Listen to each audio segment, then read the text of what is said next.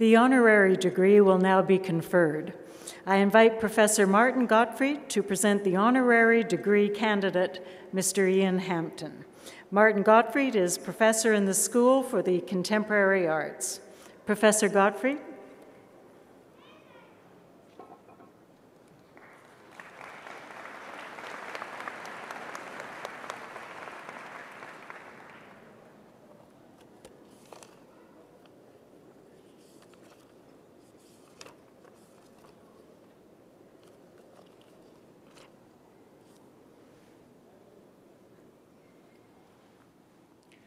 Madam Chancellor, Ursula K. Le Guin described it as but a little wrinkling of the air.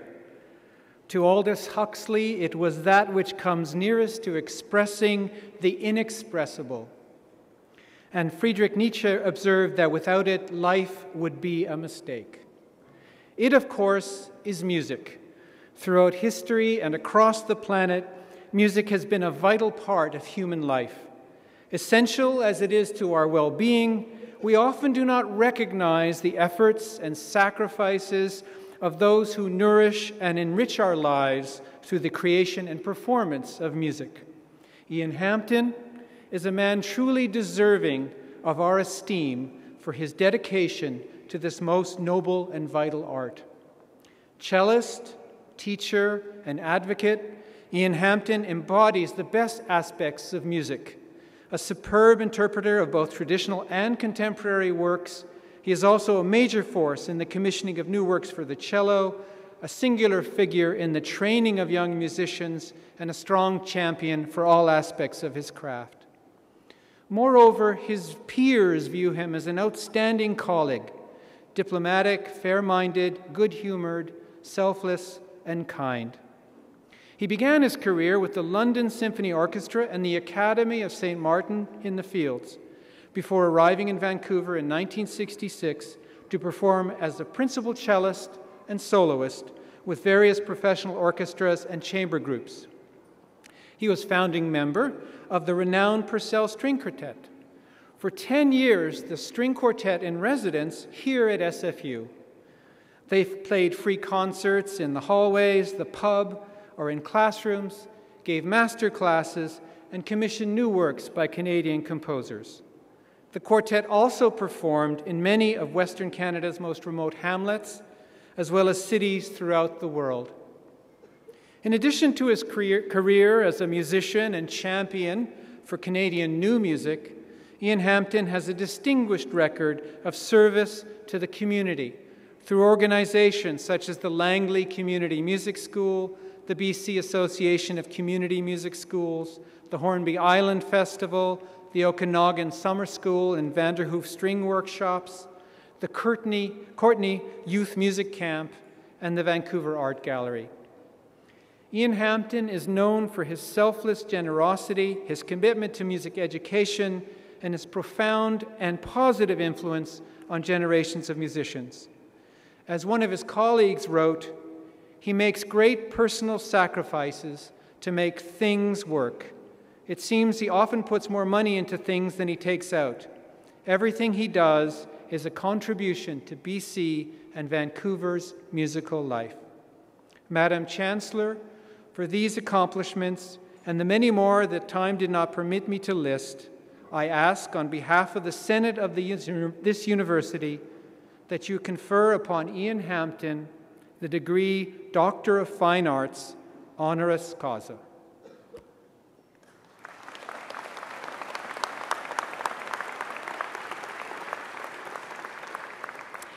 Ian Hampton, by virtue of the authority vested in me and in the Senate of this university, I hereby admit you to the degree of Doctor of Fine Arts, honoris causa.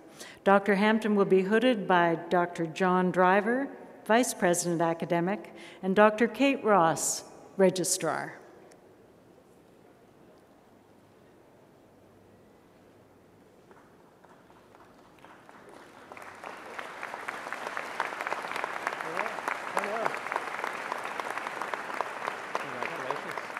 Get to go sign some papers over here, man.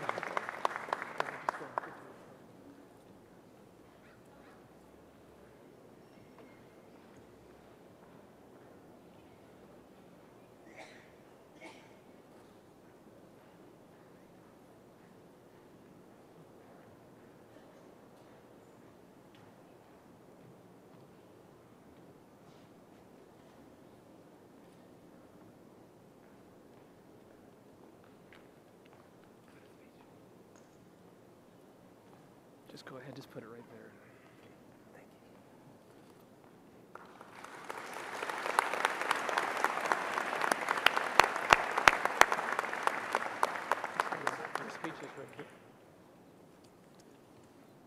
And I'll just introduce you and we'll be on our way.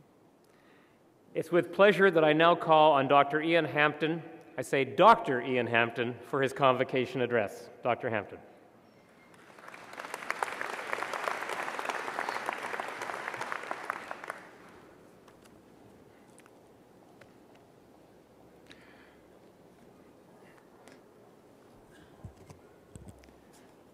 Madam Chancellor, Mr. President, faculty members, guests, and graduates, I'm honored and grateful for your recognition today.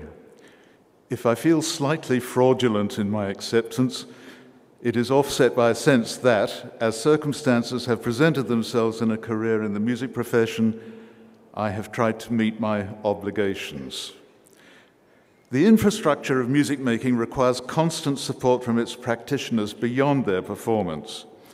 There are tickets to be sold, money to be raised, halls to be rented, managers to be hired, printers to be paid, boards to be elected, committees to be sat upon, juries to be selected, auditions to be arranged, schedules to be discussed, dates to be confirmed. These are the immediate concerns, but then there are larger issues. Strengthening the appreciation of music for the general public through education and performance. Making sure that every child has access to music and the constant nurturing of emerging talent, as well as ensuring that Canada provides opportunities for its talented, which includes, of course, commissioning new works and creating platforms for their presentation.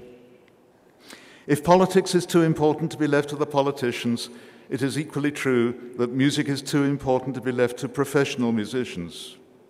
The graduates assembled today may well have by now discovered their principal interest, their talent, and the passion that will direct their life pursuit ahead of them.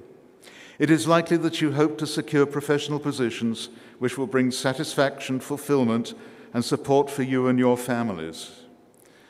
Along with these rewards will come responsibilities and obligations. I hope that among these you will count a commitment to music in all its forms. 96% of us respond emotionally to music. The chances are good that you will want to enroll your children in music lessons. Music lessons are expensive. It is a slow toning of the muscle and neural responses, one-on-one with a teacher who has received at least 15 years of training.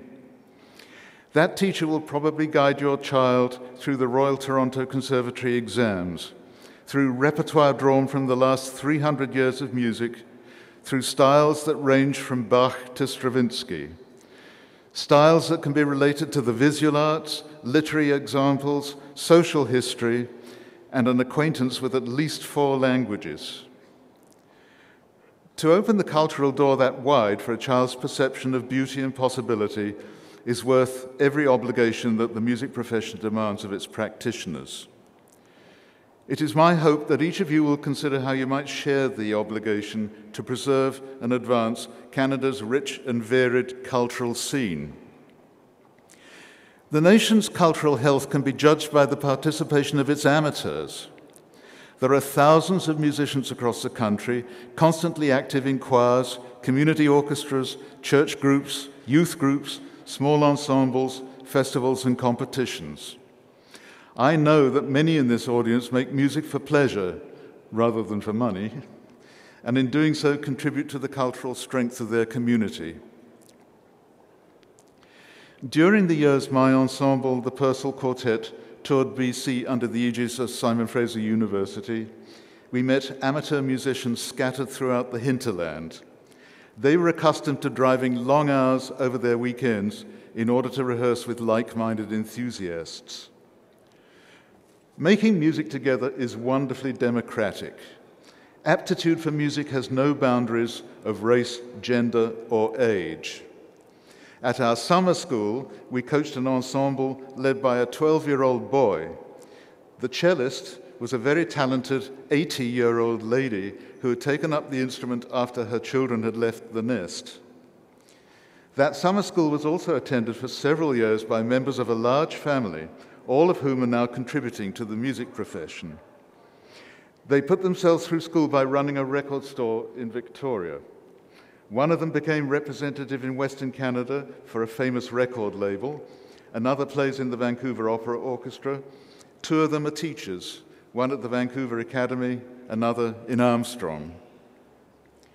Simon Fraser University has long supported the arts in all their forms, and it is my hope that this ethos will be part of what stays with you in the years to come. Music will always be part of our lives. It is my job and yours to ensure that our music making will remain rich and informed and not wither from ignorance or neglect. Thank you.